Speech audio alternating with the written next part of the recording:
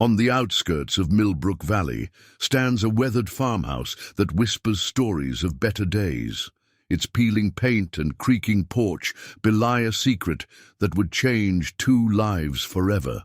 Here, among overgrown fields and forgotten dreams, Jake Morgan repairs broken fences with calloused hands, never suspecting that the quiet woman working beside him guards a fortune that could buy the farm 100 times over. Sarah Bennett has spent years hiding behind faded jeans and simple living, yearning for someone to see beyond the numbers in her bank account. As autumn leaves dance across the ancient barn's worn floorboards, these two souls are about to discover that sometimes the richest soil lies in the most unexpected places. Before we jump back in, tell us where you're tuning in from. And if this story touches you, make sure you're subscribed, because tomorrow I've saved something extra special for you. The morning alarm cut through Jake Morgan's dreams like a hammer through glass. His hand found the phone by muscle memory, silencing it before the sound could wake Emma. Through the thin walls of their apartment, he could hear his 8-year-old daughter's steady breathing from the next room. These precious quiet moments were all he had left of peace these days. He swung his legs over the side of the bed, bare feet meeting cold floorboards. The stack of bills on his dresser seemed to glow in the pre-dawn darkness, each envelope a reminder of promises he was struggling to keep. The red "Final Notice" stamp on the topmost bill burned in his peripheral vision. Jake pulled on his work boots, the leather worn soft from years of use. They were like him, weathered but still holding together barely. In the kitchen, he packed Emma's lunch with practiced efficiency: peanut butter sandwich, cut diagonally, just the way she liked it, apple slices and the last granola bar from the box. He'd skip lunch himself today. Again. "Daddy!" Emma's voice drifted from her doorway, still fuzzy with sleep. She stood there in her favorite unicorn pajamas, brown, curls a wild nest around her face. "Hey, princess, you're up early. Is today the day, the important meeting?" Jake smiled, his heart squeezing. Of course she'd remembered. "Yeah, baby, the job interview at Bennett farm. Can I see it after school? Let's not get ahead of ourselves. First I have to convince them to hire me." He checked his watch. "Go. Get dressed. We need to leave in 20 minutes if we're going to get you to school on time." While Emma got ready, Jake studied his reflection in the bathroom mirror. The lines around his eyes had deepened over the past year, but his shirt was pressed, his face cleanly shaved. He looked capable, reliable. He had to be. The drive, too. Emma's school was their usual morning ritual of silly songs and serious questions. Today's topic: why don't clouds fall down? Jake answered as best he could, grateful for his daughter's endless curiosity. It kept his mind off the knot in his stomach. "Have a great day, princess," he called as she hopped out of the car. "Mrs. Rodriguez is picking you up after school, remember?" "Good luck, Daddy. Love you." "Love you too, Em." He watched until she disappeared through the school doors, then pointed his tired pickup truck toward the outskirts of town. The Bennett farm had been a local landmark for generations, though it had fallen into disrepair over the past decade. The help wanted ad had been brief. Experienced handyman needed for extensive restoration work, long-term project, competitive pay. Jake needed more than competitive. He needed salvation. The gravel driveway stretched nearly a quarter-mile from the main road, lined with ancient maples wearing their autumn colors like royal robes. As he approached the farmhouse, Jake pulled his father's work gloves from the glove compartment, the ones he'd inherited along with a box of tools and a lifetime of half-finished dreams. A woman was waiting on the front porch, dressed in well-worn jeans and a faded flannel shirt. She couldn't have been much older than his 34 years, but something in her posture spoke of careful distance. Her honey-blonde hair was pulled back in a simple ponytail, her face free of makeup. "Mr. Morgan?" She descended the porch steps with quiet grace. "I'm Sarah Bennett. Thank you for coming out." Her handshake was firm, calloused. Working hands, Jake noted with approval, not some city slicker playing at farm life. "Please call me Jake. And thank you for considering me." Would you like to walk the property? See what you'd be getting into? They spent the next hour touring the sprawling farm.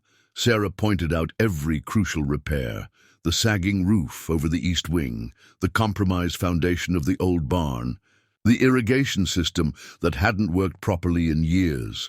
Jake found himself already planning the fixes, seeing the potential beneath the decay. "It's a big job," Sarah said finally, studying his face. "Most people take one look and run." Jake ran his thumb over the worn leather of his father's gloves. "My dad always said anything worth doing is worth doing right. This place, it just needs someone to believe in it again." Something flickered in Sarah's eyes. Recognition, maybe, or hope. "When can you start?" Jake felt the weight of those bills on his dresser, heard Emma's morning questions, remembered his father's calloused hands, teaching him every tool in that inherited box. "Tomorrow," he said. "I can start tomorrow." Jake arrived at the farm just as dawn was breaking over the hills, his truck bed loaded with tools. The morning mist clung to the fields like a protective blanket, and somewhere in the distance a rooster announced the day.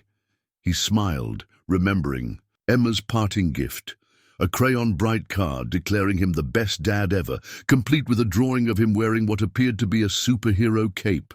Sarah was already outside, balanced on a ladder against the front porch, examining the roof's edge. She climbed down when she saw him, that same careful distance in her movements. "You're early," she said, brushing dust from her hands. "Best time to start." Jake began unloading his tools. "Mind if I tackle that roof first? That water damage won't fix itself." Sarah nodded, then hesitated. "About payment terms." "End of each week is fine." Jake kept his voice neutral, though. His empty bank account screamed otherwise. "Actually, I was thinking we could do daily, for the first month at least." She pulled an envelope from her pocket.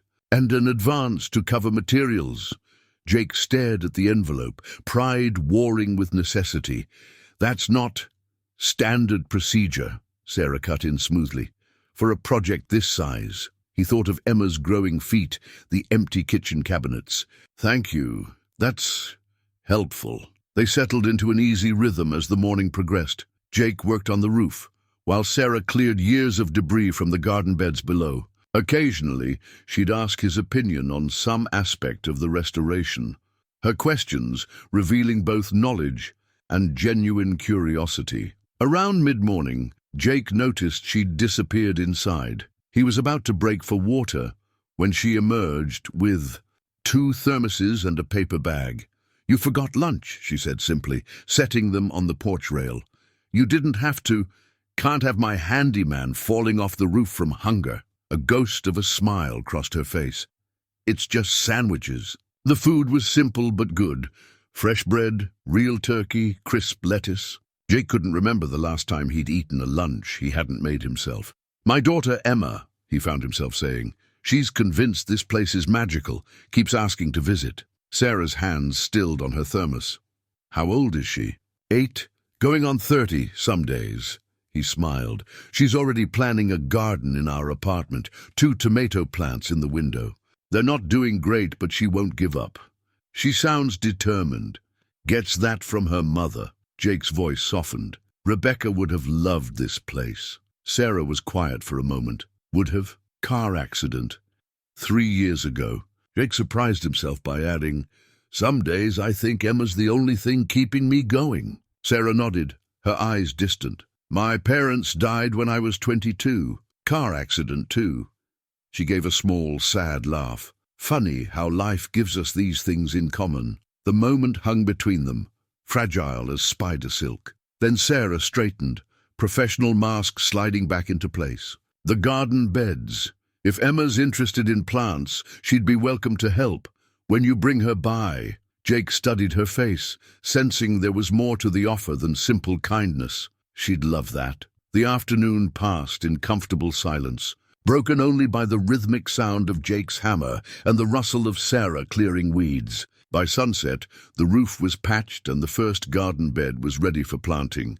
"Good work today," Sarah said, as Jake packed up his tools. She handed him another envelope, his first day's pay. "Same time tomorrow. I'll be here." He hesitated, then added, Thank you for lunch and everything." She gave him that ghost of a smile again. Everyone deserves a chance to rebuild. Driving home, Jake couldn't shake the feeling that she'd been talking about more than just the farm. The envelope in his pocket felt heavy with possibility. He thought about Sarah's quiet strength, the careful way she held herself apart, and wondered what else she was rebuilding. Emma was waiting at Mrs. Rodriguez's, bursting with questions about the farm. As they walked to the truck, she clutched his hand. "Did you see any animals? Are there horses?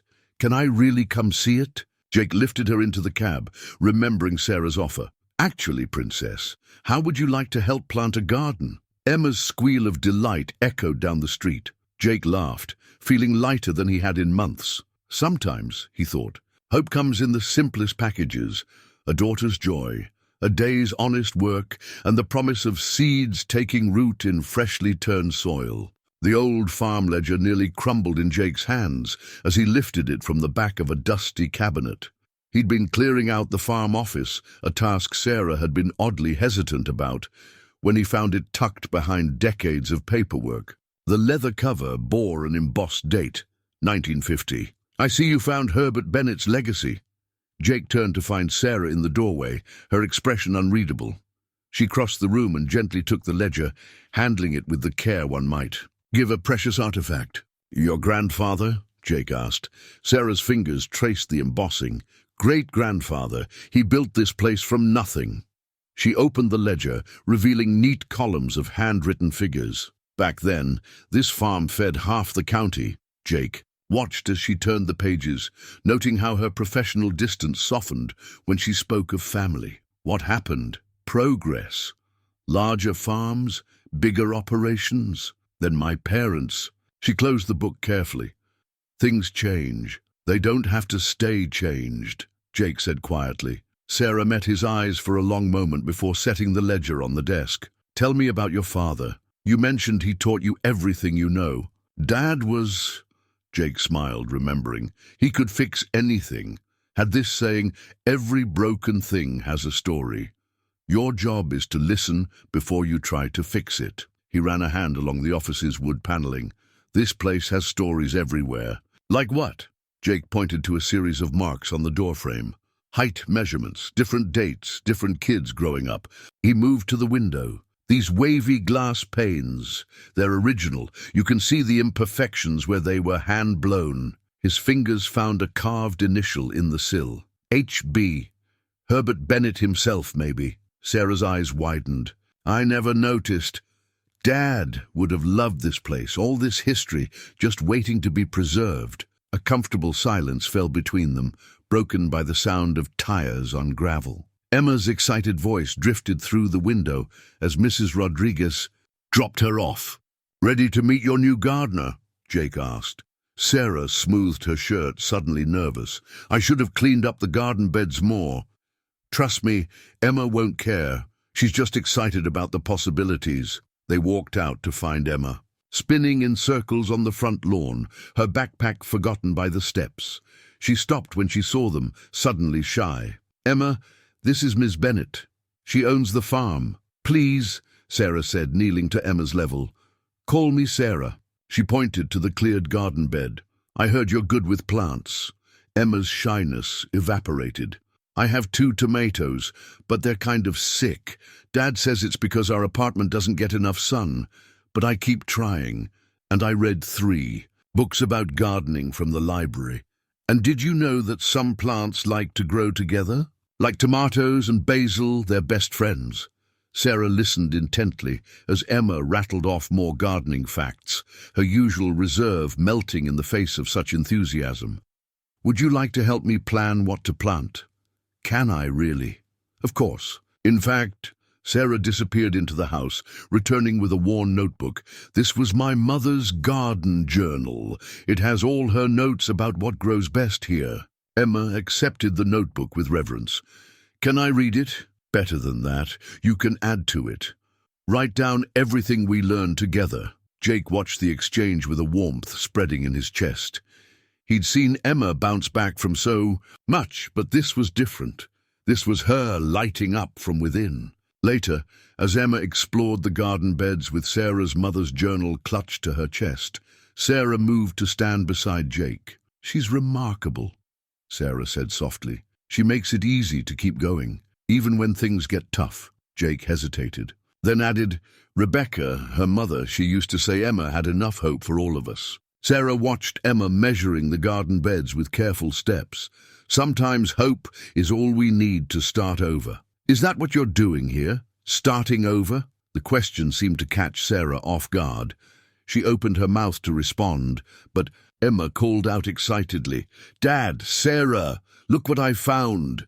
She held up a tarnished metal tag green with age. It was in the dirt. They crossed to where Emma stood proudly. Sarah cleaned the tag gently with her shirt tail, then caught her breath. "It's from the original farm, the dairy certification from 1952. Emma beamed. "Can we keep it? For memories?" "For memories," Sarah agreed, something shifting in her expression as she looked between Emma and Jake.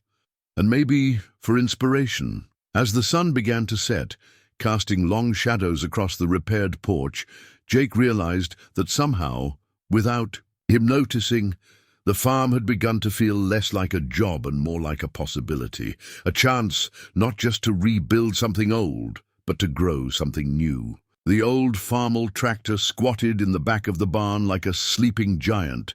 Its red paint faded to a dusty rose. Jake circled it slowly, assessing the challenge ahead. He'd promised Emma they'd try to get it running. Her eyes had lit up at the idea of a real farm tractor, but now, facing the rusted machinery, he wondered if he'd been too optimistic. "She hasn't run in 15 years, Sarah said from the barn doorway. Morning light haloed her figure, and Jake noticed she'd started wearing her hair loose more often. Dad's pride and joy once upon a time. Jake ran his hand along the tractor's hood. "Mind if I take a look inside? Be my guest, though I should warn you." Sarah stepped into the barn, a familiar glint in her eye. The carburetor's shot. Fuel lines probably rotted too. Jake paused in the act of lifting the hood. "You know engines?" "Dad taught me. Said a farmer who can't fix their own equipment isn't much of a farmer." She moved closer, pointing to various parts. "This model's notorious for vapor lock. And see this, the governor spring's missing." "I'm impressed." Sarah shrugged, but Jake caught the pleased flush in her cheeks. "Haven't had much chance to use that knowledge lately." "Well then," Jake grabbed his toolbox, "want to help me bring her back to life?" They worked together through the morning, their hands brushing occasionally as they passed tools back and forth. Sarah knew the engine's history, every repair and modification her father had made. Jake contributed his own mechanical expertise, learned from years of keeping his ancient truck running. "Emma's going to love this," Sarah said as they took a water break. "She has such enthusiasm for the farm. Sometimes I worry about that," Jake admitted. "Getting her hopes up about this place when we're just here temporarily." Sarah went still. "Temporarily." "Well, yeah, once the restoration's done." "Right, of course." Sarah's professional mask slipped back into place. "I should check on the irrigation repairs." She was gone before Jake could respond, leaving him with the unsettling feeling that he'd said something wrong. He turned back to the tractor, but the easy rhythm of their work had been broken. The afternoon brought Emma, bursting with news about her school day. She stopped short at the sight of the partially dismantled tractor. "What happened to it?" "We're fixing it," Jake explained. "Want to help?" Emma scrambled up onto the seat, pretending to steer. "Can I drive it when it's fixed?" "We'll see. First, want to learn about how engines work?" For the next hour, Jake guided Emma through basic engine components, teaching her the names and functions. She soaked it up like a sponge, asking intelligent questions that made him glow with pride. Sarah returned as the sun was setting, carrying 3 bottles of water. She'd pulled her hair back up, but there was dirt on her cheek that she hadn't noticed. Jake found himself wanting to brush it away. "Made progress?" she asked, her tone carefully neutral. "Emma's practically a mechanic now," Jake said. "Tell Sarah what you learned about internal combustion." Emma launched into an enthusiastic, if somewhat jumbled, explanation. Sarah's professional demeanor cracked. a genuine smile breaking through as she listened. "You know," Sarah said when Emma finished, "I think I have something you'd like to see." She disappeared into the barn's back room, returning with a photo album. "This was the tractor when it was new. That's my dad driving it." The three of them sat on an old bench, Emma between them, looking through photos of the farm in its heyday. Sarah's father grinned from every page, looking so alive it made Jake's chest ache with recognition. "He's like my dad," Emma said suddenly. "In the pictures Mum kept, always smiling really big." Sarah's breath caught. She touched the photo gently. "Yes, exactly like that." As evening approached, Emma reluctantly said goodbye to the tractor, extracting promises that she could help. "Again tomorrow." Jake watched her skip to Mrs. Rodriguez's waiting car, then turned to find Sarah still looking at the photo album. "Thank you," he said quietly, "for sharing that with her. For all of this." Sarah closed the album carefully. "It's nice sometimes, remembering the good parts." Their eyes met in the gathering dusk, and Jake felt that same spark of connection, stronger now. But Sarah looked away first, clutching the album to her chest like a shield. "See you tomorrow, Jake." He watched her walk back to the house, her silhouette strong against the sunset. The tractor loomed behind him, a project half finished, like so many things in his life. But for the first time in years, unfinished didn't feel like failure. It felt like possibility. The whispers started at Miller's General Store, where Jake stopped for supplies. Martha Miller, whose family had owned the store for 3 generations, leaned across the counter as she rang up his purchase. "So, you're working up at Bennett Farm?" Her eyes sparkled with barely contained curiosity. With the mysterious Miss Bennett, Jake concentrated on counting out exact change. "Sarah, what's mysterious about her?" "Oh, honey," Martha's voice dropped conspiratorially, "nobody knows where she came from. Just showed up one day, bought the old place outright. Cash, they say. And have you noticed? She never goes into town, never socializes, just stays up there all alone." Jake thought of Sarah's gentle patience with Emma, her hidden knowledge of engines, the way she sometimes looked at the farm with such profound longing. Maybe she just values her privacy. Privacy's one thing, but Martha fingered the silver locket at her throat, a gesture Jake had noticed she made when sharing particularly juicy gossip. "My cousin works at the bank in Cedar Rapids. Says the Bennett name's connected to some big fortune out east. Industrial money. But if that's true, why's she living like a hermit in a run-down farm?" "Maybe because people gossip too much," Jake said, more sharply than he'd intended. He gathered his supplies, softening his tone. "Thanks, Martha. Have a good day." The conversation nagged at him as he drove back to the farm. Sarah was waiting by the barn, clipboard in hand, reviewing their progress on repairs. She wore the same work-worn jeans and flannel she always did, but Jake found himself looking closer, searching for signs of hidden wealth. "Everything okay?"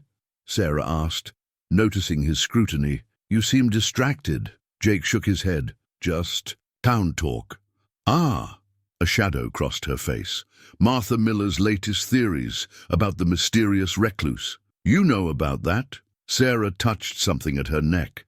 A simple silver locket Jake had never noticed before. "Small towns run on stories. I've heard most of the ones about me." She tried to smile, but it didn't reach her eyes. "My favorite is that I'm in witness protection." "Are you?" "Would I tell you if I was?" Their eyes met, and suddenly they were both laughing, the tension broken. Sarah's real laugh, Jake realized, was nothing like her usual careful chuckle. It was full and rich, transforming her entire face. "The truth is boring," she said finally. "I just needed a fresh start. Somewhere I could be myself, without—" She trailed off, her hand going to the locket again. "Without expectations," Jake suggested quietly. Sarah's eyes snapped to his face, startled by his perception. "Something like that." Before Jake could respond, Emma's voice rang out across the yard. She was running toward them, waving a paper triumphantly. "I got an Mrs. Patterson loved my report about the farm." Sarah knelt to examine the paper Emma thrust toward her. "You wrote about us?" about the gardens and the tractor and all the history. She said it was the best presentation in class. Emma beamed. Can I show you where I want to plant the sunflowers? Now? You promised. So I did. Sarah stood, offering her hand. Lead the way, farm expert Emma. Jake watched them head toward the garden beds, Emma chattering excitedly, while Sarah listened with genuine interest. Whatever secret Sarah might be keeping, her connection with Emma was real. Later, after Emma left with Mrs. Rodriguez, Jake found Sarah sitting on the porch steps, her locket open in her hands. Without thinking, he sat beside her. It was my mother's, she said before he could ask. Inside is the only picture I have of them together. She tilted the locket, revealing a photo of a laughing couple on their wedding day. Jake noticed the quality of the bride's dress, the elegant setting, definitely not small-town Iowa. They look happy. They were. Are you going to ask? About. Sarah closed the locket carefully. The rumors, the money, why I'm really here. Jake thought about his own story, the struggles, the losses, the fierce love for his daughter that kept him going. Everyone has the right to write their own story, even if it's different from the one they started with. Sarah was quiet for a long moment. When she spoke, her voice was barely a whisper. Thank you. The evening settled around them like a comfortable blanket. From somewhere in the fields, crickets began their nightly symphony. Jake felt Sarah's shoulder brush against his, light as a butterfly's wing. Emma's report, Sarah said finally. She called this place our farm in it. I can tell her. No. Sarah's hand found his in the growing darkness. No, I like it. Our farm. They sat there until the stars came out, hands linked, neither needing to fill the silence with words. Sometimes, Jake thought, the biggest truths are the ones we don't need to speak aloud. The bank notice arrived on a Tuesday morning, its official letterhead stark against the pile of bills. Jake read it 3 times, each word hitting like a physical blow. Notice of foreclosure proceedings. The apartment, Emma's home, their shelter, would be gone in 30 days unless he could come up with 3 months of back payments. His hands shook as he stuffed the notice into his back pocket. Emma couldn't see this. She'd already lost so much. He couldn't let her lose her home. 2. At the farm, Jake threw himself into work with desperate intensity. Every swing of his hammer, every turn of his wrench felt like fighting against time itself. Sarah noticed, of course she did, but she gave him space, directing Emma's attention to the garden when she arrived after school. It wasn't until sunset, after Emma had left, that Sarah approached him. He was still working, replacing rotted boards on the barn's exterior despite the failing light. Jake, her voice was soft but firm. You've been at it for 12 hours straight. What's wrong? Nothing's wrong. Just trying to earn my pay. Sarah's hand touched his arm, halting his movements. Talk to me. The gentle concern in her voice nearly broke him. Jake sagged against the barn wall, the foreclosure notice burning in his pocket. I messed up, he admitted. After Rebecca died, there were hospital bills, funeral costs. I got behind on the mortgage, thought I could catch up, but he pulled out the crumpled notice. 30 days. Sarah read it quickly, her expression unreadable. How much? 3 months' payments. Plus fees. Jake laughed bitterly. Might as well be $1 million. I can help. No. The word came out sharper than he intended. I'm not looking for charity. It wouldn't be charity. It would be an advance on your wages for all the extra hours you've put in. Jake pushed away from the wall. I can't. You've already done so. Let me finish. Sarah's voice took on an edge he'd never heard before. This isn't about you, Jake. It's about Emma. What happens to her if you lose the apartment? The question hit home. Jake thought of Emma's room, with its carefully arranged books and the little garden in the window. Their home wasn't much, but it was hers. She's already lost one parent, Sarah continued softly. Don't let your pride cost her stability, too. Jake closed his eyes, remembering Rebecca's voice. Sometimes being strong means knowing when to accept help. I'll pay back every cent, he said finally. Sarah's relief was visible. I know you will. She pulled an envelope from her jacket. "I had this ready, just in case. There's enough for 4 months' payments. Give yourself some breathing room." Jake stared at the envelope. "Why?" "Because I know what it's like to lose everything." Sarah's hand went to her locket. "And because Emma deserves her garden, even if it's just 2 tomato plants in a window." Their eyes met in the gathering dusk. Jake saw something new in Sarah's gaze, a vulnerability, a shared understanding, of loss and hope. "Thank you," he managed. Sarah nodded, then turned practical again. "Now go home, get some rest. The barn will still be here tomorrow." At home, Jake paid the mortgage arrears online immediately, his hands steady now. Then he checked on Emma, sleeping peacefully with her latest library book about farming still open on her chest. In the window, her tomato plants reached toward the streetlight, stubborn and determined. Just like their caretaker, he thought about Sarah, about the weight of the envelope she'd given him. The money itself was a lifeline, but it was her understanding that touched him deepest. She'd seen through his pride to what really mattered: Emma's welfare, their little family's stability. Jake pulled out his phone and typed a message. "Emma's home is safe. I don't know how to thank you." Sarah's reply came quickly. "You already have, by trusting me enough to accept help." Then a moment later, "Sweet dreams, Jake." He fell asleep with the phone still in his hand, his dreams filled with images of flourishing gardens and a silver locket catching the sun. Somewhere in those dreams he heard Rebecca's laugh mixing with Sarah's, as if giving her blessing to this new chapter in their lives. The foreclosure notice lay forgotten on the kitchen counter, its threats neutered by an act of kindness that felt less like charity and more like family taking care of its own. Emma's birthday cake recipe sat propped against the farmhouse kitchen window.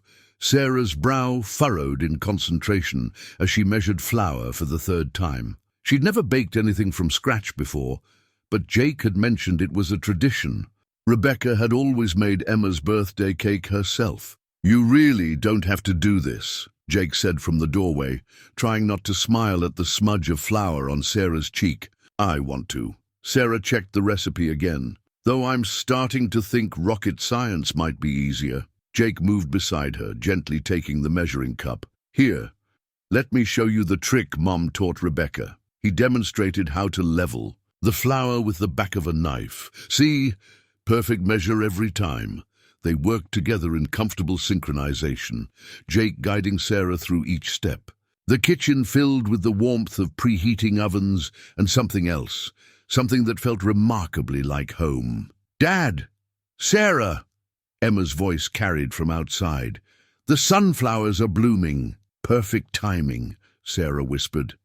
"That'll keep her distracted." While Emma explored her garden, they finished the cake. Chocolate with vanilla frosting, just like Rebecca used to make. Sarah's hands trembled slightly as she added the final decorations. "What if she doesn't like it?" Jake touched her arm gently. "She'll love it because you made it." The afternoon sun painted the kitchen golden as they gathered around the farm table. Emma's eyes widened at the sight of the cake, 9 candles flickering in welcome. "You made this?" she asked Sarah. "Your dad helped." "A lot." Sarah smiled nervously. "Happy birthday, Emma." Emma closed her eyes, made her wish, and blew out the candles in one determined breath. When she opened them again, Sarah was placing a small wrapped package beside her plate. "Open it," Sarah encouraged. Emma carefully removed the paper, revealing a velvet box. Inside lay a delicate silver charm bracelet. The first charm was a tiny garden trowel. "It's beautiful," Emma breathed. "There's room for more charms," Sarah explained. "We can add one for every new thing you learn about farming." Jake stared at the bracelet, his mind racing. The quality was obvious. This was no simple trinket from the local jewelers. The silver gleamed with unmistakable authenticity, the craftsmanship excellent. "Sarah, this is too much." "It's not." Sarah's voice was firm.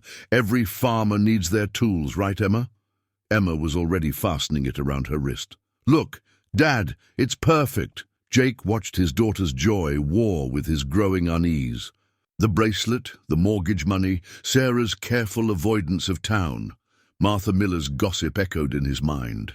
After cake, Emma rushed to show her garden the bracelet, leaving Jake and Sarah alone in the kitchen. "That bracelet," he began. "Jake, no, let me finish. I need to ask." Sarah's phone buzzed, cutting him off. She glanced at it and paled slightly. "I have to take this. I'm sorry." She hurried from the kitchen, her voice drifting back. "Yes, Mr. Harrison, no, don't sell anything yet. I'll handle it myself." Jake stood in the empty kitchen, surrounded by birthday happiness and growing questions. Through the window, he could see Emma showing her bracelet to the sunflowers, her face glowing with delight. Sarah returned, looking composed, but Jake noticed the tension in her shoulders. "Everything okay?" he asked. "Just business," she began, clearing plates with studied casualness. "What were you going to ask?" Jake looked at her, really looked. The careful way she held herself, the conflict in her eyes, the growing pile of evidence that she was more than she claimed to be. But he also saw the flower in her hair, the nervous pride when Emma had loved the cake, the genuine affection in every interaction with his daughter. "Nothing," he said finally, "just thank you for making her birthday special." Sarah's relief was visible.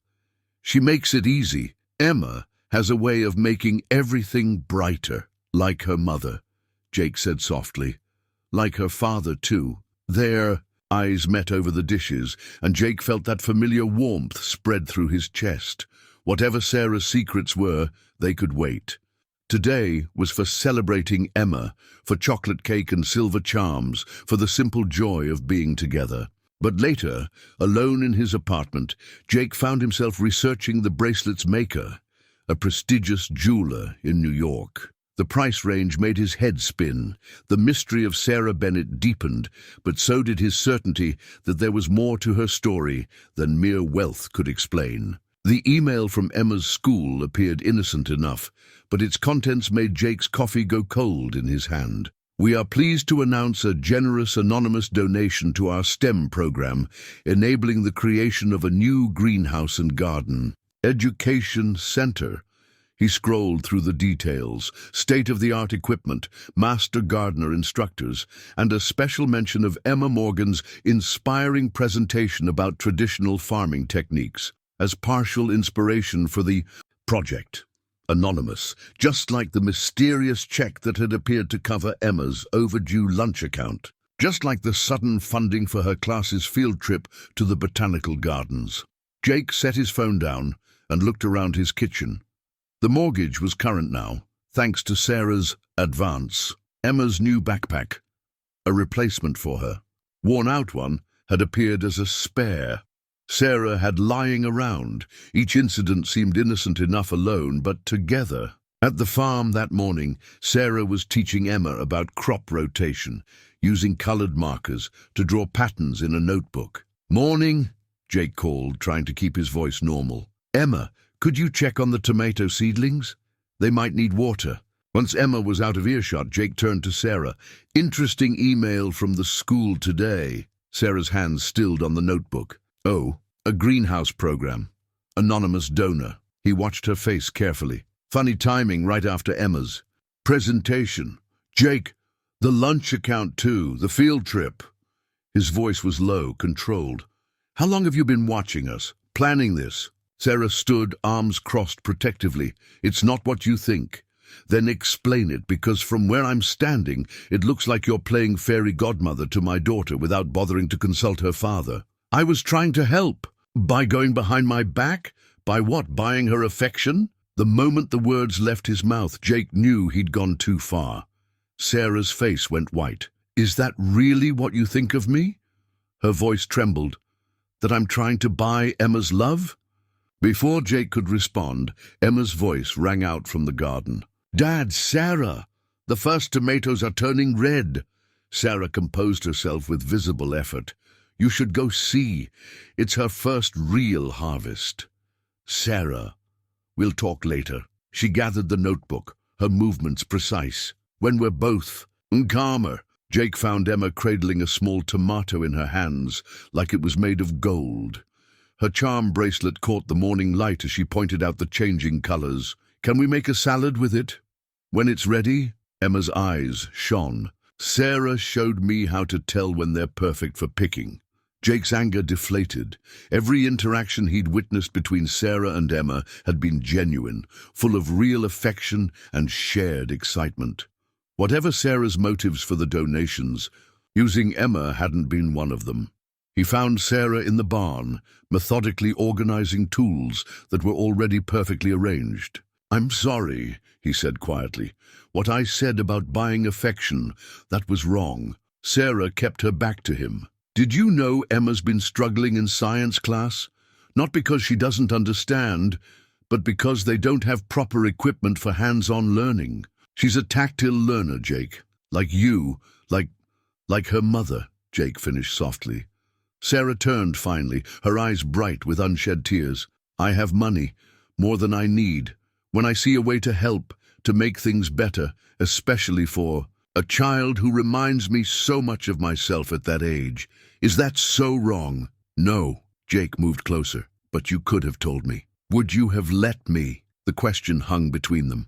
Jake thought of his reaction to the mortgage help, his constant struggle with pride versus necessity. "I don't know," he admitted. "But I'd like to think we're at a place where we can be honest with each other." Sarah touched her locket, a gesture Jake now recognized as self-soothing. "There's so much I want to tell you, but I'm afraid." "Of what?" "Of changing how you see me, how Emma sees me." She met his eyes. "I like who I am here with you both. I don't want to lose that." From the garden, Emma's delighted laugh floated in. Sarah smiled despite herself. "She's so much like Rebecca," Jake said, "finding joy in growing things, in nurturing life." "She's like you too," Sarah's hand found his. "Strong, determined, willing to fight for what matters." Their fingers intertwined, a bridge across unspoken truths. Outside, Emma's garden flourished under the autumn sun, each plant a testament to patience, care, and the simple miracle of growth. The yellowed newspaper clipping fell from between the pages of Herbert Bennett's old ledger as Jake was moving it to restore the office shelves. The Wall Street Journal masthead caught his eye, but it was the photo that stopped his heart. A younger Sarah, dressed in elegant business attire, stood beside a distinguished older man. The headline read, "Bennett Industries heiress takes helm. Sarah Bennett, named CEO of $4.2 billion family empire." Jake's hands shook as he read the article. Sarah Bennett, heir to the Bennett industrial fortune, youngest CEO in the company's history, praised for her brilliant business acumen and innovative leadership. The article was dated 3 years ago, right before she'd mysteriously purchased a rundown farm in Iowa. The sound of Sarah's truck pulling up outside sent him scrambling to hide the clipping, but something made him stop. No more secrets, no more half-truths. Sarah entered the office carrying 2 cups of coffee, her smile fading as she saw his expression. "Jake, what's wrong?" He held up the clipping wordlessly. Sarah set the coffee cups down with careful precision, her face draining. "Of color. Where did you find that?" "In your great-grandfather's ledger. Interesting reading." Jake's voice was quiet. $4.2 billion, Sarah." She sank into the office chair, suddenly looking very young and very tired. 4.8 now, actually. Not that I've touched it since I left." "Left what? Your life? Your responsibility?"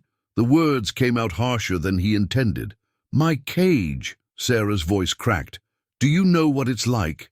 Being nothing but a number to everyone you meet, every friend, every relationship, every interaction tainted by the question of what they really want from you." Jake thought of Martha Miller's gossip, his own reaction to the school donation. "So you ran away?" "I chose myself." Sarah stood, pacing the small office. The company was suffocating me, the board, the shareholders, the endless politics. I was losing myself. When my parents died, the money felt like a weight around my neck, dragging me under. "So you bought a farm." A ghost of a smile touched her lips. "I bought hope, a chance to build something real, with my own hands." She gestured to the ledger. Herbert Bennett built all this from nothing but determination and hard work. I wanted to know if I could do the same. By pretending to be someone you're not. By being who I really am." Sarah's eyes flashed. "The Sarah you know. The one who works beside you, who teaches Emma about gardens, who loves this land. That's the real me. The CEO, the heiress, the society figure. That was the pretense." Jake absorbed this, thinking of all the moments they'd shared. The way she handled tools with confidence, her genuine joy in Emma's achievements, her careful stewardship of the farm's history. "Why didn't you tell me?" "At first, because I tell no one. Then," she met his eyes, "because what we have, what we're building here, it's real. I didn't want to risk losing that. And the help you've given us, the mortgage, Emma's school, was me using what I have to help people I care about." Sarah moved closer. "I've spent my whole life watching people use money to control others. I never wanted to be that person. But seeing you struggle, watching Emma's potential being limited by circumstances, I couldn't just stand by." Jake looked down at the newspaper photo. The Sarah in the image was polished, powerful, untouchable. The Sarah before him now had dirt under her fingernails and worry in her eyes. "Emma adores you," he said finally. "Not your money, not what you can give her. Just you. And you." Sarah's voice was barely a whisper. Before Jake could answer, the office door burst open. Emma rushed in, face flushed with excitement. "Dad! Sarah! The school just announced." She trailed off, sensing the tension. "What's wrong?" Sarah reached for the newspaper clipping, but Jake caught her hand. "Nothing's wrong," he said, holding Sarah's gaze. "Sarah just shared some important news with me, about her family." Emma looked between them. "Is it bad news?" "No, sweetheart." Sarah knelt to Emma's level. "It's just complicated. But what matters is that nothing changes between us. I'm still me." "Of course you're you." Emma said it with such certainty that both adults smiled. "Can I tell you about the greenhouse now? They're letting my class help design it." Sarah shot Jake a questioning look. He nodded slightly. "Tell us everything," Sarah said, pulling Emma close. "Every detail." As Emma launched into her explanation, Jake watched Sarah's face. The tension had melted away, replaced by genuine interest and affection. Money hadn't bought that connection. Time, patience, and love had built it, one garden lesson at a time. The newspaper clipping lay forgotten on the desk, yesterday's news overshadowed by today's simple joy of being together. The half-finished renovation plans lay scattered across Jake's kitchen table, each page representing a future he wasn't sure about anymore. The original scope had been clear: repair, restore, complete. But now, looking at his careful drawings and measurements, he wondered what he was really building here, and for whom. His phone buzzed with a text from Sarah. "Emma forgot her garden journal here. Want me to drop it by?" Jake stared at the message, remembering the Wall Street Journal. Photo. How many corporate boards had that same woman texted with? How many million-dollar decisions had she made with those same fingers? "I can pick it up tomorrow," he replied, then set the phone face down. Emma appeared in the kitchen doorway, hugging her worn copy of The Secret Garden to her chest. "Dad, are we still going to the farm tomorrow?" The hope in her voice made his chest ache. "I don't know, Princess. I've got some things to figure out." "Because of Sarah's secret?" Jake looked up sharply. "What do you mean?" Emma came to stand beside him, looking at the renovation plans. "You're afraid things will change.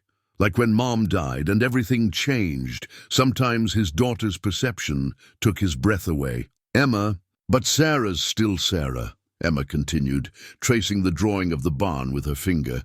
"She still knows exactly when to water the tomatoes, and she still laughs at your bad jokes, and she still looks at us like we're her favorite people." Jake pulled Emma into his lap, despite her being almost too big for it now. "When did you get so wise?" "Mom used to say the heart knows what's real." Emma fingered her charm bracelet. "Sarah's heart is real, Dad, even if she has lots of money." The simple truth of it hit him hard. He thought of Sarah's hands in the soil, her quiet joy in Emma's achievements, the way she touched her mother's locket when sharing pieces of her past. None of that had changed with the revelation of her wealth. His phone buzzed again. A photo. From Sarah, the sunset lighting up the newly repaired barn, Emma's garden in the foreground bursting with life. The caption read, "Missing our favorite farmers." Emma reached over and turned the phone right side up. "Can we go tomorrow? Please?" "The sunflowers need checking." Jake looked at the renovation plans again. The careful measurements and detailed notes weren't just about fixing a building, they were about building a future. One he'd started to imagine sharing with Sarah before the truth came out. "Dad?" Emma's voice was small. "I don't want to lose another home." Jake hugged her tighter, understanding suddenly that the farm had become home to both of them, not just a job site. And Sarah had become more than just their employer. He reached for his phone and typed, "We'll be there in the morning. Emma says the sunflowers can't wait." Sarah's response was immediate. "They're not the only ones who've missed you both." Later, after Emma was in bed, Jake spread the renovation plans out again. The future they represented seemed both more complicated and simpler now. Complicated because loving a billionaire heiress hadn't been part of his life plan. Simpler because, as Emma had said, the heart knows what's real. He added a note to the margins of the garden layout.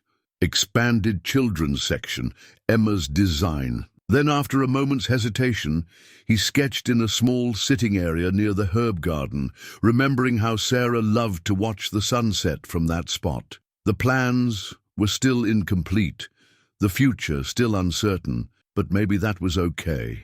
Maybe some things needed time to grow, like Emma's beloved sunflowers reaching for the sky, 1 inch at a time. His phone lit up with one last message from Sarah.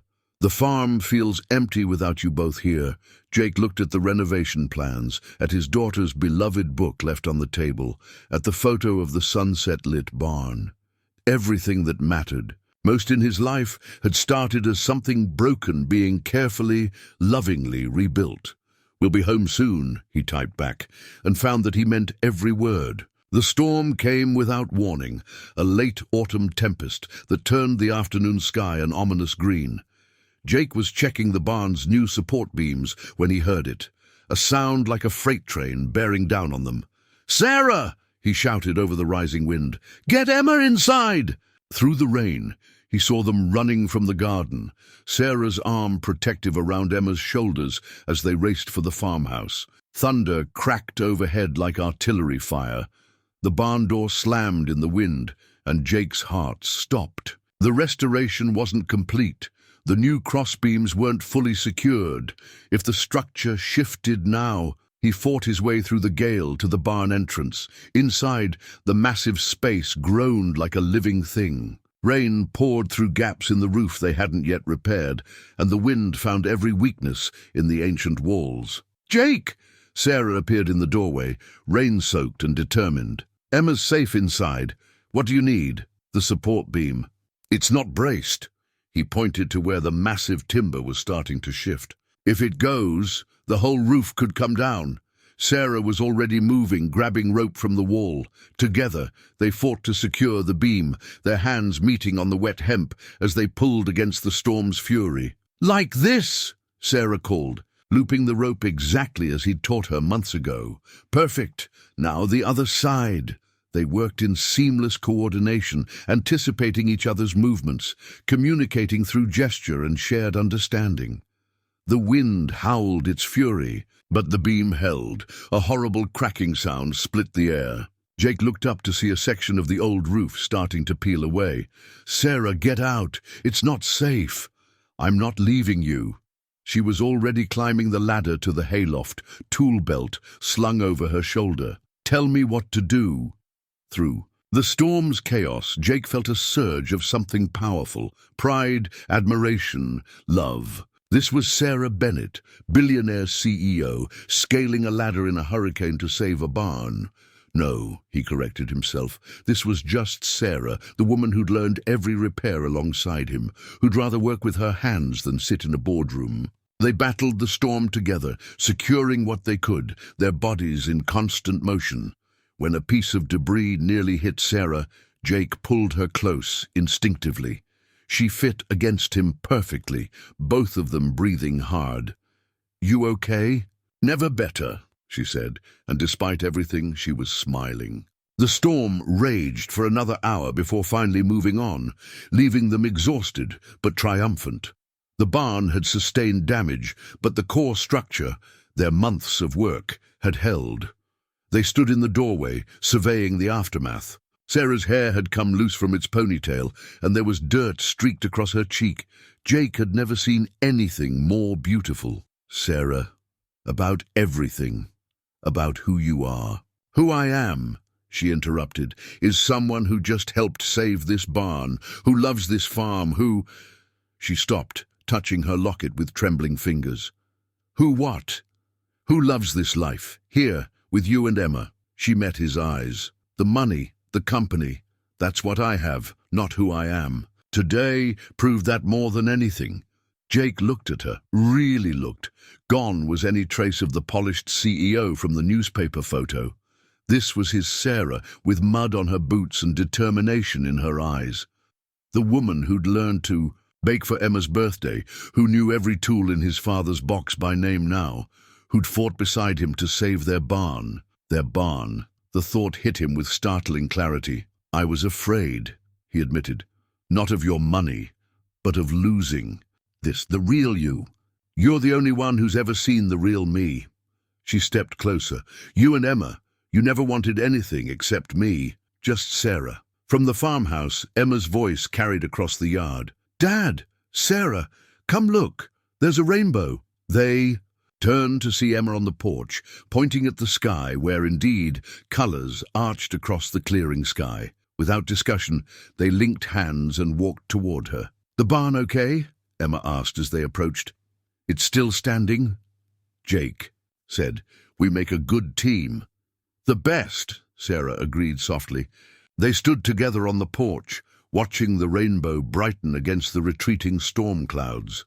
Emma slipped her hand into Sarah's free one, completing their circle. Sometimes, Jake thought, it takes a storm to show you what's worth fighting for, and who you want beside you in the battle. Sarah's father's pocket watch sat heavy in her palm as she and Jake settled onto the porch steps that evening. Emma was inside, absorbed in documenting the storm's effect on her garden in her journal, leaving them alone in the purple dusk. "Dad gave me this the day I graduated business school," Sarah said, her thumb tracing the worn silver case. "It was his father's before him. The day he handed it to me, he said, 'Time is the only true measure of wealth.'" She clicked it open, revealing the delicate mechanism inside. "I didn't understand what he meant back then." Jake watched her face in the fading light. "And now? Now I know he wasn't talking about money at all." She smiled sadly. "He was talking about this. Moments that matter. Time spent doing what you love, with people you love." "Tell me about them," Jake asked softly. "Your parents?" Sarah took a deep breath, her fingers still moving over the watch. "Dad was unexpected. Everyone saw the CEO, the business titan, but at home, he'd make pancakes every Sunday, shaped like whatever I was interested in that week. Dinosaurs, rockets, chemical formulas, he'd spend hours getting them perfect." She leaned slightly against Jake's shoulder, drawing strength from his presence. "Mom was the dreamer. She came from money too, but she never cared about it. She painted, kept gardens, taught me that beauty matters as much as balance sheets. They were so different, but so perfect together." "How did they—" "Car accident. Black ice on a mountain road." Sarah's voice caught. "They were heading to our cabin in Vermont. I was supposed to be with them, but I had a board meeting I wouldn't skip. My last words to Dad were about quarterly projections." Jake covered her hand with his, feeling the watch pressed between their palms. "After they died, everything changed. Suddenly, I wasn't Sarah anymore. I was the Bennett heir, the future of the company, the keeper of the legacy. Every decision I made affected thousands of people's lives.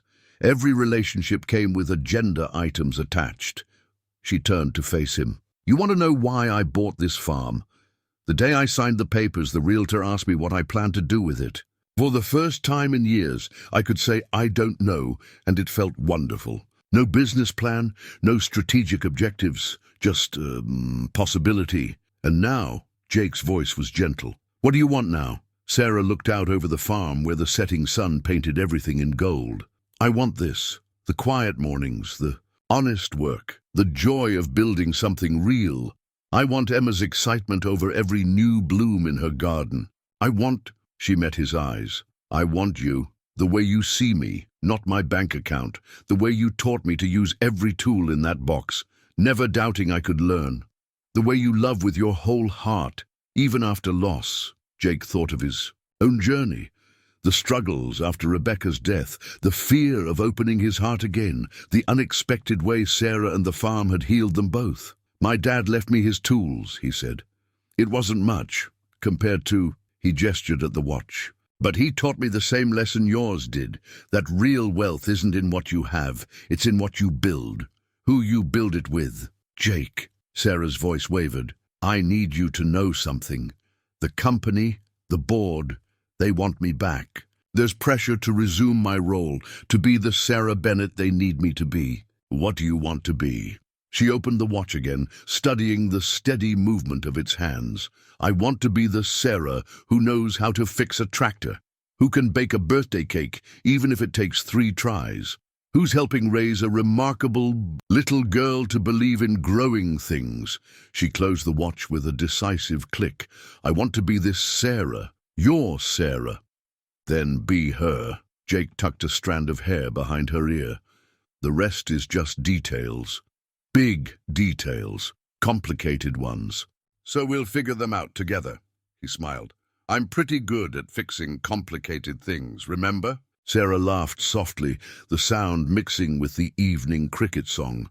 I remember, though technically I'm the one who figured out the tractor's fuel line problem. See? We make a good team. From inside, Emma called out, Dad! Sarah! I found a nest of baby bunnies in the garden. The storm didn't hurt them. They stood together, Sarah carefully pocketing her father's watch. Before they went in, Jake caught her hand. For the record, he said, this Sarah, the real one, is pretty amazing. Sarah rose on her tiptoes and kissed him softly. So is this Jake, the one who taught me that some things are worth more than all the money in the world. Together, they went to see Emma's discovery, their fingers intertwined, their hearts beating in time with the steady tick of a beloved father's watch. The local newspaper article sat propped against the coffee pot in the farmhouse kitchen. Historic Bennett Farm Restoration Revives Community Heritage. Below the headline was a photo of the 3 of them, Jake, Sarah, and Emma, standing in front of the newly restored barn. Emma's garden bloomed in the foreground, a riot of autumn colors. They actually quoted me, Emma said proudly, reading the article for the 3rd time that morning. 8-year-old Emma Morgan, whose educational garden project has inspired a new generation of young farmers, demonstrates the farm's continued relevance in modern agriculture. Sarah squeezed her shoulder. That's because you're the expert. The whole town's talking about it, Jake said, pouring coffee. Martha Miller called it a miracle of restoration, both the farm and the mysterious Miss Bennett's social life. Sarah groaned. I knew public would start the gossip mill. Too late now. Jake handed her a coffee mug. The whole town saw us at the Harvest Festival yesterday.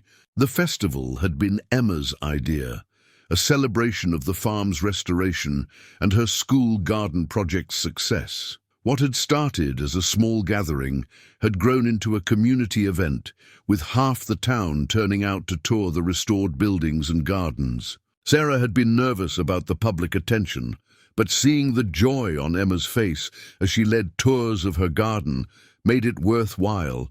And when Jake had taken her hand in front of everyone, proud and unafraid of what people might say, she'd felt something settle in her heart. Mrs. Patterson wants me to do a special presentation, Emma announced, still reading, about traditional farming methods and modern sustainable agriculture. Can I use the farm as an example? Of course, Sarah said. This is your home too. The words slipped out naturally. but they made everyone pause. Emma's face lit up while Jake reached for Sarah's hand under the table. "Really?" Emma asked. "Even with everything?" Sarah knew what she meant. The board of Bennett Industries had been calling daily, pressing her to return. Her former life was pushing at the edges of this new one she'd built.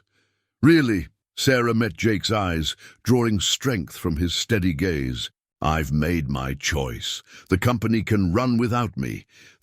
What we're building here, matters more." Emma launched herself at Sarah, wrapping her in a fierce hug. "I love you," she whispered. Sarah held her close, feeling tears threaten. "I love you too, sweetheart." Over Emma's head, she saw Jake watching them, his expression soft. They'd come so far from those first careful days of employer and employee. Now, sitting in the morning sun with Emma's artwork on the fridge and Jake's tools beside her gardening gloves, Sarah felt truly home. A car crunched on the gravel outside. Through the window, they saw Mrs. Patterson's sensible sedan parking beside the barn. "That's my ride to school." Emma gathered her things, then paused. "Can I tell her about us being a family?" Sarah's heart swelled. She looked at Jake, who nodded. "Yes," he said. "No more hiding." Emma hugged them both and rushed out.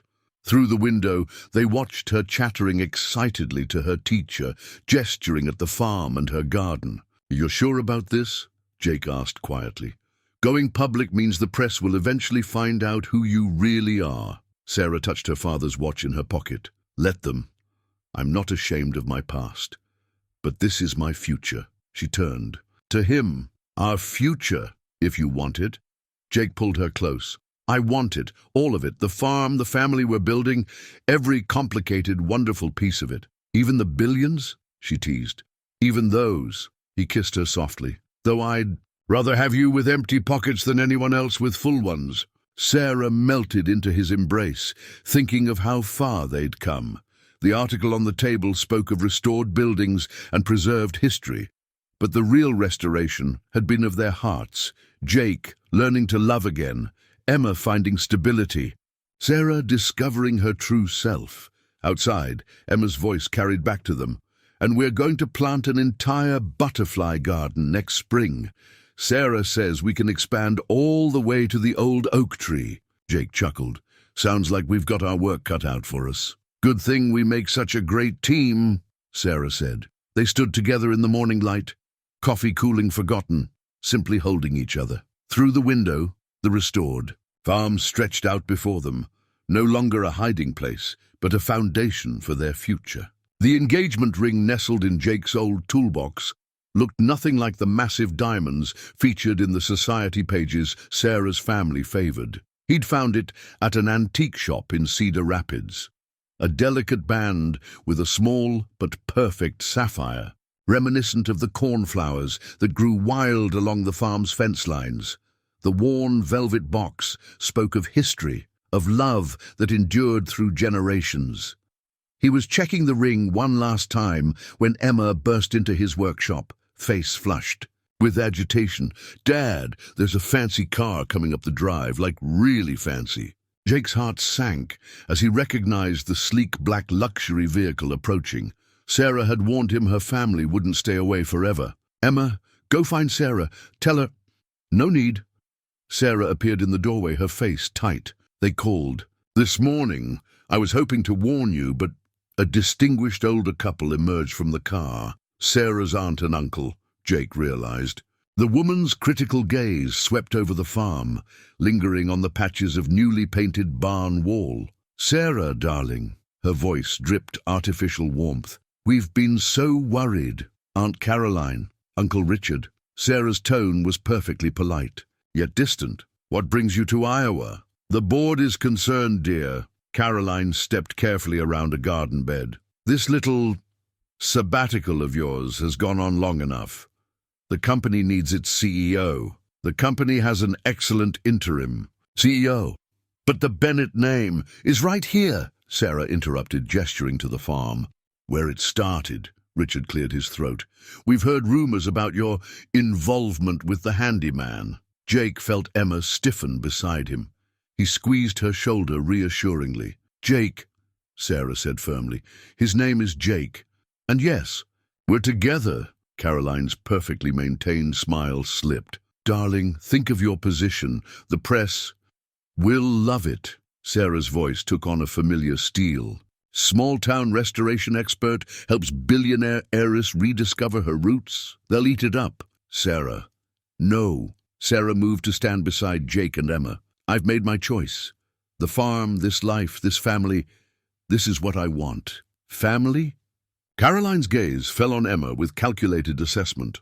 "Dear, you can't possibly—" "Don't." Sarah's tone could have frozen fire. "Don't you dare say another word about Emma." Emma, who had been quietly watching the exchange, suddenly spoke up. "Sarah's teaching me about the farm's history, about Herbert Bennett, and how he built something real here.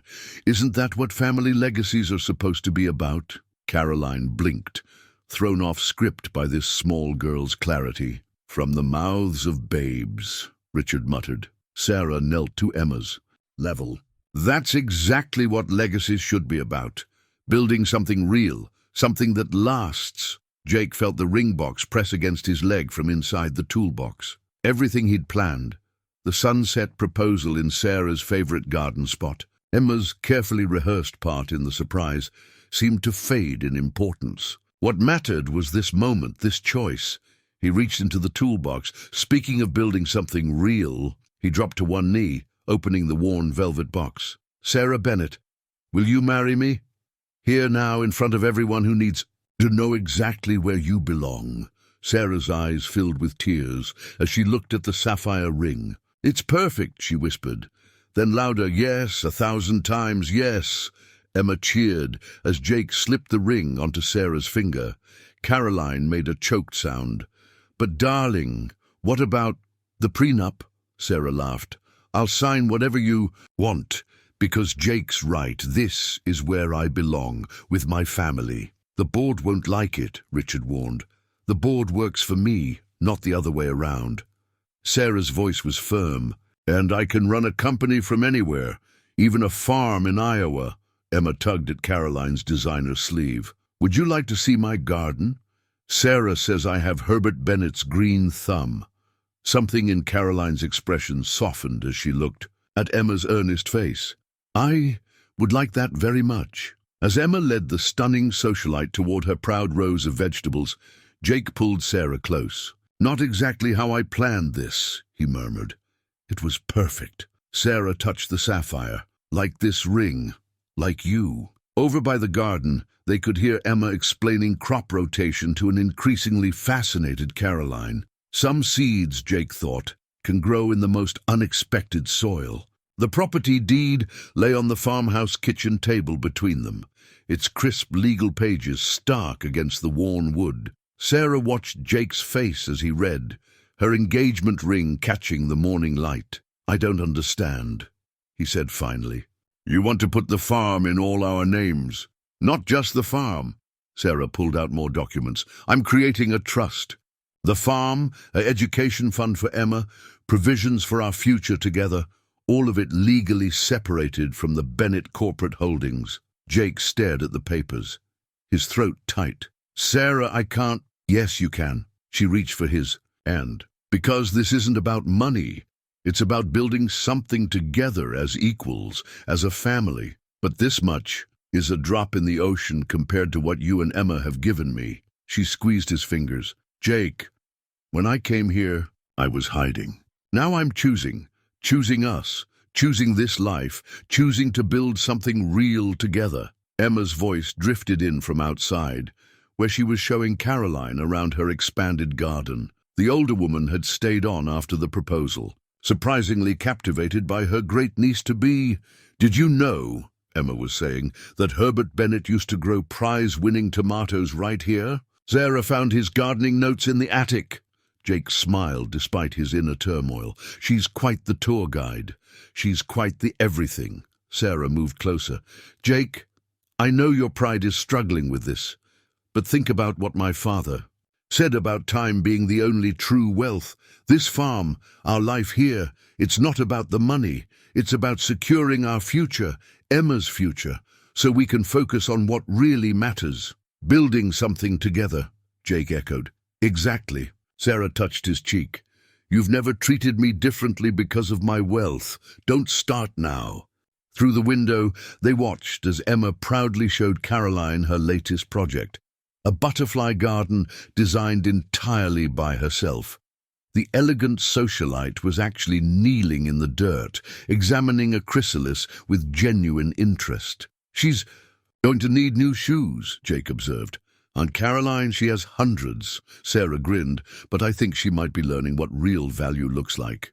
Jake looked down at the deed again, seeing beyond the legal language to what it really represented, a foundation for their future, built on trust and love rather than pride or obligation. Partners? He asked softly. In everything. Sarah pulled out a pen. Although I still say I'm better at fixing fuel lines. Keep dreaming, Bennett. Jake took the pen, his signature strong and sure beside hers. Emma burst in, Caroline following more sedately. Dad, Aunt Caroline says we can apply for historic garden status. Will you help me fill out the forms? Jake caught Sarah's eye. What? Do you think, partner? Should we go for it? Partner. Emma looked between them. Sarah held up the signed deed. The farm belongs to all of us now, officially. If you want to apply for historic status, it's your choice too. Emma's eyes widened. Really? Our farm? Forever? Forever, Jake confirmed, his earlier hesitation melting at his daughter's joy. Caroline cleared her throat. I may know some people on the Historical Preservation Board, if you'd like my help, of course. The offer hung in the air, not just help with the application, but a bridge between their two worlds. Sarah felt tears prick her eyes. We'd love that, Aunt Caroline. The older woman's carefully maintained facade cracked into a genuine smile. Well then, Emma, shall we start on those forms? As Emma led her aunt to the study, chattering about Herbert Bennett's agricultural innovations, Jake pulled Sarah close. You know, he murmured, for someone who came here to hide, you've built quite a visible life. Funny how love does that. Sarah looked around their kitchen, at Emma's artwork on the fridge, Jake's tools by the door, her father's watch on the windowsill. Makes you brave enough to be seen. Jake kissed her softly. Speaking of being seen, Martha Miller is going to have a field day when this gets out. Let her. I'm done hiding. Sarah touched her engagement ring. Although maybe we don't mention the exact size of the trust fund. Probably wise. Jake grinned. Besides, the really valuable stuff isn't in any bank account. Through the study door, they could hear Emma explaining crop rotation to Caroline, with the same passion Herbert Bennett must have had all those years ago. The farm's past and future were merging, creating something new and wonderful. Sarah leaned into Jake's embrace, feeling the weight of the signed deed in her hand. Not a burden now, but a promise. Together, they were building something that no amount of money could buy, a legacy of love, growth, and the simple miracle of belonging. The family photograph hung above the restored farmhouse fireplace, capturing a moment from their engagement party. Sarah and Jake sat on the porch steps, Emma between them, all three laughing at something off-camera. The restored barn provided a perfect backdrop, its fresh paint glowing in the sunset light. It was a simple shot, nothing like the formal portraits that lined the Bennett family mansion, but it radiated joy. The flowers should go there, Emma declared, pointing to the garden arch she and Sarah had designed.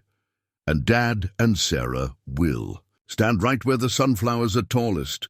The wedding was 3 days away, and the farm hummed with activity. Sarah had insisted on keeping it small and intimate, despite Caroline's initial protests about social obligations. In the end, they'd compromised. A simple ceremony at the farm, followed by a formal reception later for the corporate world. The arch looks perfect, Sarah said, joining them in the garden. She wore old jeans and one of Jake's flannel shirts, her engagement ring glinting as she adjusted a wayward vine. Your sunflowers are showing off. Like they know it's a special day, Emma beamed.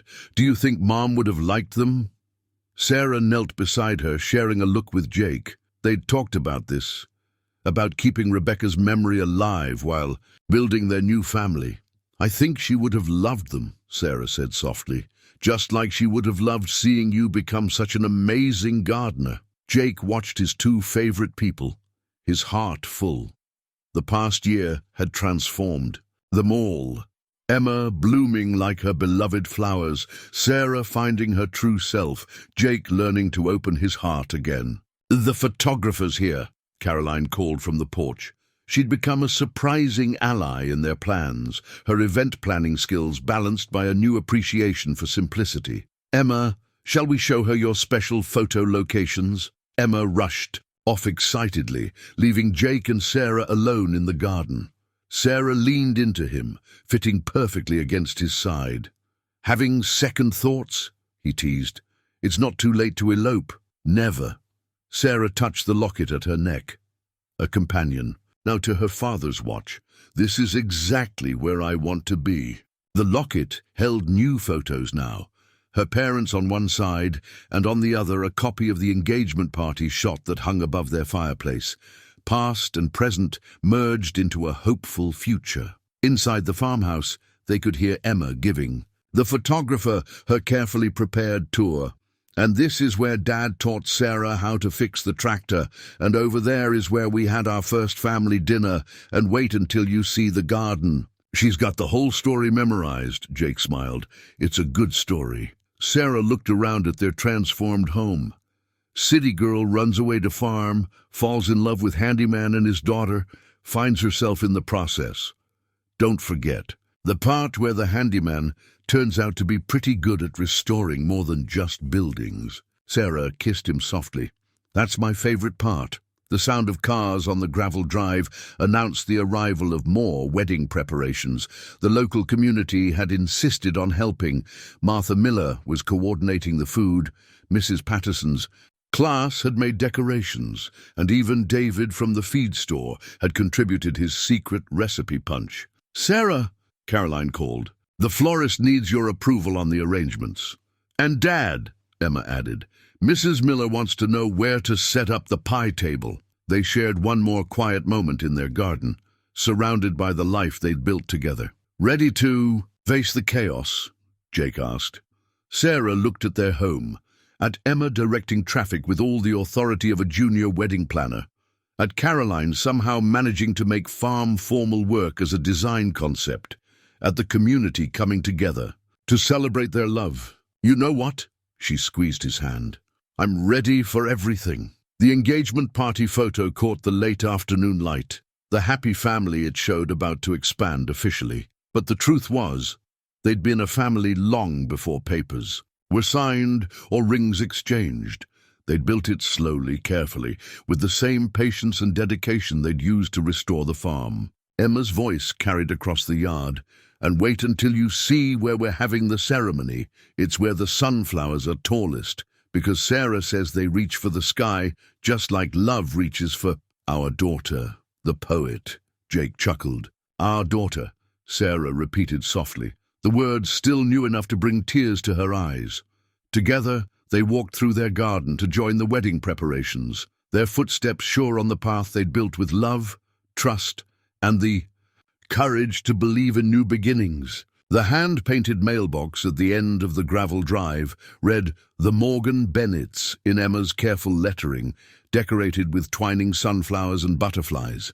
Below it, a smaller sign announced "Bennett Heritage Farm, Eston 1950, restored, 2024. 1 year after the wedding, it stood as a testament to their united family and the legacy they continued to build. Sarah sat at the kitchen table, her father's watch beside her laptop as she finished a video call with the Bennett Industries board. She'd found her balance, running the company remotely 3 days a week, dedicating the rest to the farm and family. The board had adapted, especially after the positive press about the company's new sustainable agriculture initiative, inspired by the Heritage Farm's success. "And that concludes the quarterly review," she said, closing her laptop. "Now for the real important meeting of the day." Outside, Emma's voice carried across the autumn air as she led her school group through the teaching garden. At 10, she'd become the farm's youngest tour guide, sharing her passion for agriculture with other children through the new education program they'd established. The original Bennett family grew prize-winning tomatoes right here, Emma explained, to her rapt audience. And now we're using the same methods, but with modern sustainable practices. Who knows what sustainable means? Sarah smiled, remembering her own first lessons in farming. Now Emma was the teacher, her knowledge built from 2 years of hands-on experience and countless hours studying Herbert Bennett's journals. The screen door creaked as Jake entered, carrying a basket of fresh vegetables. Garden club's getting quite a lesson out there. She's a natural. Sarah helped him sort the harvest, just like her dad is a natural at restoration. The farm had become a model for historical preservation and modern farming practices working in harmony. Jake's restoration work had earned recognition from the State Historical Society, leading to consulting requests from other heritage properties. He took on only local projects, though his heart belonged to this land. Mrs. Patterson asked if we'd host the school's harvest festival again this year, Jake said, washing tomatoes at the sink. Apparently we're becoming a tradition. Speaking of traditions, Sarah touched her locket, which now held 3 photos. Her parents, their wedding day, and the latest edition. An ultrasound image. Their little secret for just a few more weeks. Jake's hands stilled. Still feeling okay? Perfect. Sarah rested her hand on her still flat stomach. Though I'm not sure how much longer we can keep it from Emma. She's too observant.